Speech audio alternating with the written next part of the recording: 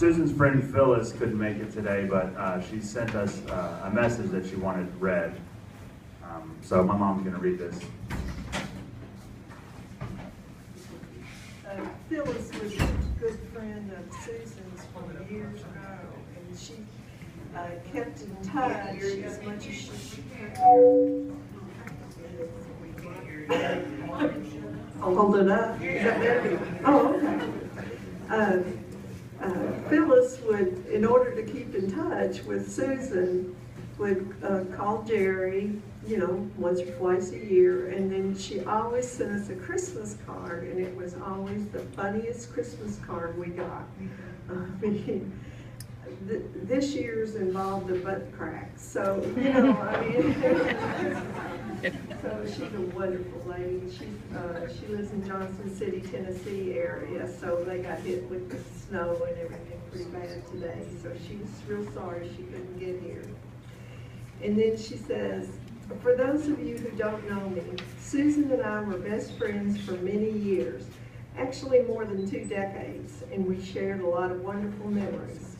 Susan and I first met around 1978 or 79 through an apprenticeship program sponsored by an area home builders association, and ended up working in for the same general contractor building a high school in Kingsport, Tennessee.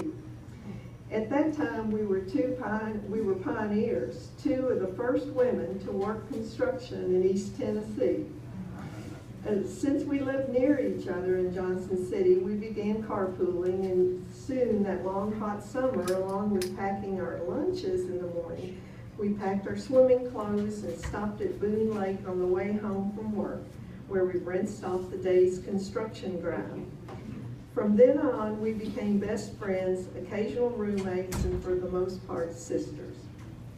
Our mutual love of the water created some of the best memories, countless days and camping weekends spent on the Nolichucky River, is that right? We also did a lot of camping and hiking in the mountains of East Tennessee. And one of our favorite things to do in the spring was go on wildflower walks. That's hard to say with my accent. We spent hours with our wildlife books, keying and identifying the many spring wildflowers. We spent a lot of time around the farm in Simmerly Creek too, when Daniel was only about 3 feet tall. And that was Bill and Susan's other brother, half-brother. We both loved the beach and the ocean, so there were many trips to the Outer Banks. Also a wonderful vacation in the Virgin Islands, sailing and snorkeling around St. John and St. Thomas. One of our daily rituals while there was visiting the coral reef in Cinnamon Bay to visit the moray eel that inhabited the reef.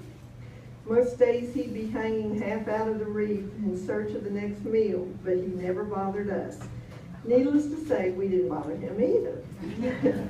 We saw a barracuda while snorkeling one day, and that was a little scary. Another trip was to Puerto Rico. I didn't know she was so world-traveled. Where we both fell in love with the rainforest. And we loved it so much we had to go back for a second visit before the trip was over. We also loved exploring the cities and shops in Old St. Juan, part of the old city. And of course the beaches, always the beaches. But we shared a lot of other memories away from the water. After she moved back to Lexington, I visited several times a year, every chance we could plan it actually, spring and fall for Keeneland racing, 1 year for the Derby, and always enjoying hanging out in the backyard with Bill and Jerry pitching horseshoes. And for me, finally beating Jerry on a double ringer after years of trying. And there was that one year that I was stranded for a week after the ice storm that pretty much closed the entire state. And she said, what was that, early 1990s? And I think Daniel was stuck there for that week too, but we had a great time walking through knee-deep snow. And the last section of highway in the state to reopen was I-75 over Jellicoe Mountain into Tennessee, and that's what she was worried about today. She said, I know I can make it, but I don't know about Jellicoe Mountain. Such a hardship to be stranded for a week, surrounded by great friends. These are just a few of the wonderful memories that I have of Susan. I regret that we lost touch the past few years, but I missed her the entire time and never stopped thinking of her. I will continue to miss her, and she'll always be my best friend and sister, and she will always be remembered and loved. Rest in peace, girlfriend. Love, Phyllis.